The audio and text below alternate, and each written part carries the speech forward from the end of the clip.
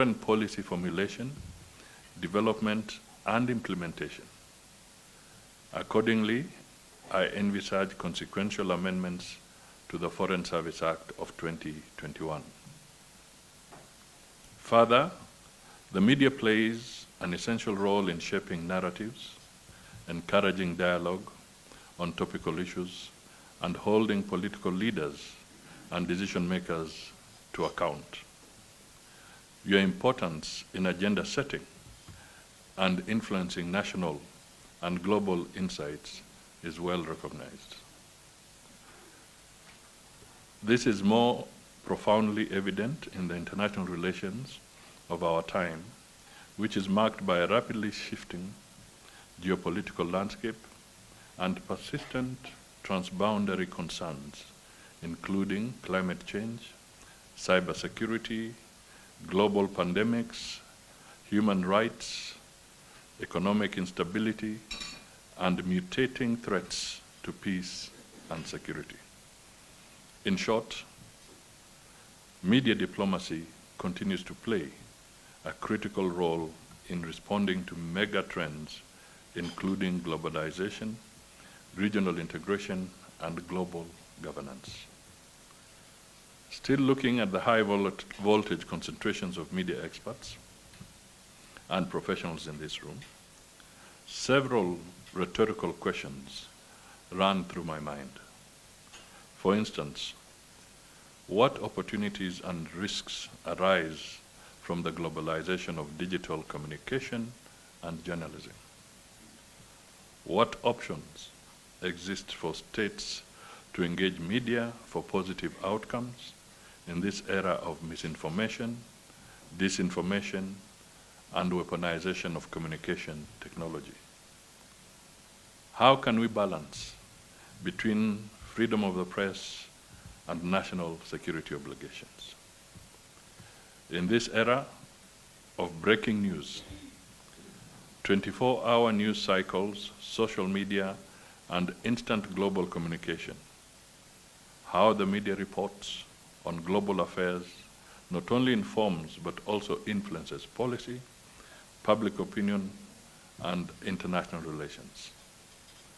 So it will be important to interrogate how you want us to collaborate better in projecting our country's national interests and positioning Kenya in the global arena.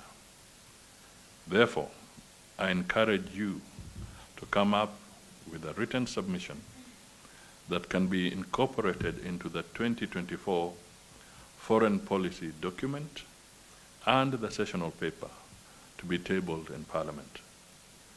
Let me conclude by urging you to use this forum to candidly share your insights, experiences, and challenges in order to help us shape the trajectory of the revised foreign policy for the good of our nation. So, ladies and gentlemen, that is the purpose of this roundtable, and it is my pleasure to declare it officially open. Maybe I'll just build up a little more. I want us to also question ourselves on this, and because the media is so essential in this space. What are the consequences of having no foreign policy at all? What are the consequences? What are the consequences of having a lackluster foreign policy? What are the consequences of having a wrong policy? These are issues that we should now internalize.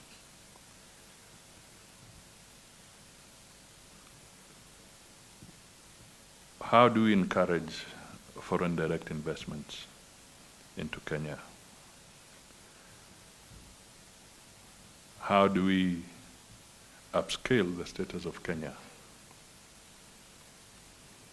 Does Kenya benefit, or does our image benefit, if we are elected to the UN Human Rights Council or doesn't it?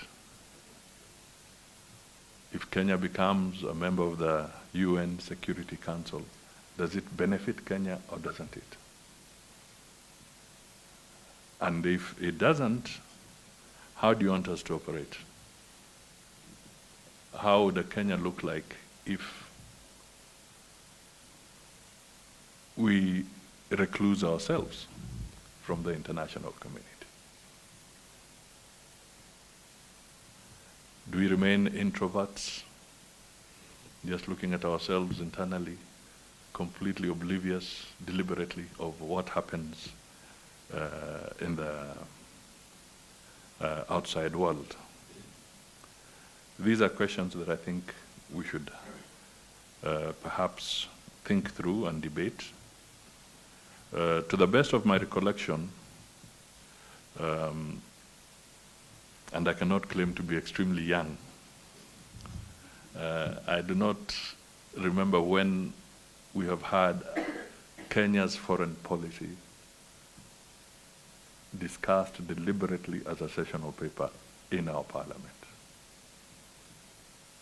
Maybe I've missed something, but that's, so we want to open up. We want to really reach out. We want it to be all inclusive. So we want you to help us answer this question. What is the role of the media in foreign policy? And how can we engage better? This can only be answered by the practitioners. Finally, why we are going through this, and we intend to engage different constituencies, including even the faith-based stakeholders in our community, to have a conversation around this same subject. We want to be as broad and open as we can be,